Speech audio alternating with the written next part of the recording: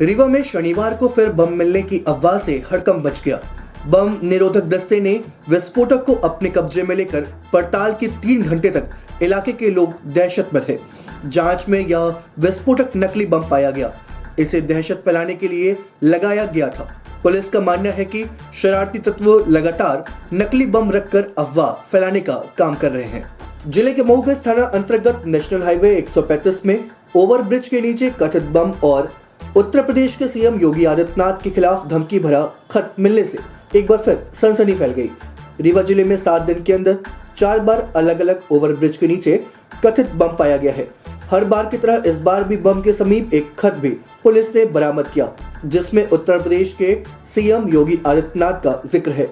हालांकि सूचना मिलने के बाद मौके पर भारी पुलिस बल तैनात कर दिया गया। बम स्क्वाड की टीम ने पहुंचकर बम को डिफ्यूज कर दिया, जिसके बाद लोगों ने राहत की सांस ली है। रीवा को प्रयागराज से जोड़ने वाली नेशनल हाईवे 30 के बाद अब वाराणसी नेशनल हाईवे 135 के मऊगंज में स्थित एक ओवरब्रिज के नीचे बम प्लांट करने वाला शख्स पुलिस के लिए सरदर्द बना हुआ है। ओवरब्रिज के नीचे लगातार बम प्लांट करने वाले शख्स पर पुलिस ने अब 10,000 का इनाम भी घोषित कर दिया। इसके पीछे किसका हाथ है और इस कथित बम को किस शख्स के द्वारा ओवरब्रिज के नीचे प्लान किया जा रहा है, पुलिस अब तक इसका पता नहीं लगा पाई है। पुलिस की माने तो इस कथित टाइम बम को पहले तो बम स्क्वाड की टीम ने डिफ्यूज किया, जिसके बाद वो एक खाली खोखा निकला। इसके पहले मिले 3 अन्य स्थानों के ओवरब्रिज में कथित टाइम बम को भी पुलिस ने मात्र खोखा बताया था। इस तरह की वारदात को अंजाम देने और लोगों में दहशत फैलाने के साथ साथ पुलिस की नाक में दम करने वाले शख्स का मकसद क्या है, यह तो उसके पकड़ में आने के बाद ही पता चल पाएगा। रीवा पुलिस का कहना है कि उनके द्वारा उत्तर प्रदेश पुलिस से लगातार संपर्क किया जा रहा है, जिससे जल्द ही कथित बम प्लांट करने वाले शख्स तक पुलिस पहुंचने में कामयाब हो जाएगी। लेकिन पुलिस के द्वारा किए जा रहे सारे दावे खोखले साबित हो रहे हैं। ज्ञातों की एक सप्ताह पहले सुहागी थाना क्षेत्र अंतर्गत एक ओवरब्रिज के नीचे मिले बम की सूचना के बाद भी पुलिस ने कहा था कि वारदात को अंजाम देने वाले शख्स को पुलिस जल्द ही गिरफ्तार कर लेगी। लेकिन अब भी वह पुलिस के लिए एक बड़ी चुनौती बना हुआ है और बिना किसी भय के तीसरी बार वारदात को अंजाम देते हुए वो एक बार फिर मऊगंज स्थित ओवरब्रिज के नीचे कथित बम प्लांट कर गया।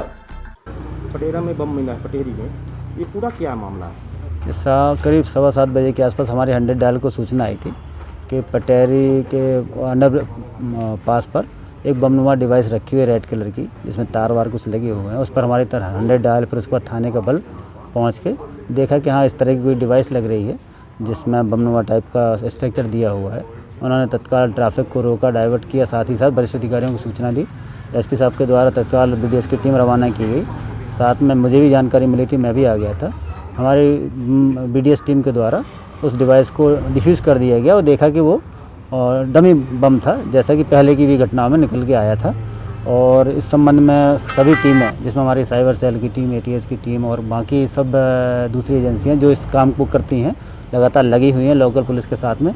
हम लगातार यूपी पुलिस के संपर्क में भी हैं और वहाँ की भी इंटेलिजेंस के माध्यम से उनके इस संदिग्ध के बारे में जानकारियाँ लगातार पता की जा रही हैं और ये जल्दी पकड़ा जाएगा।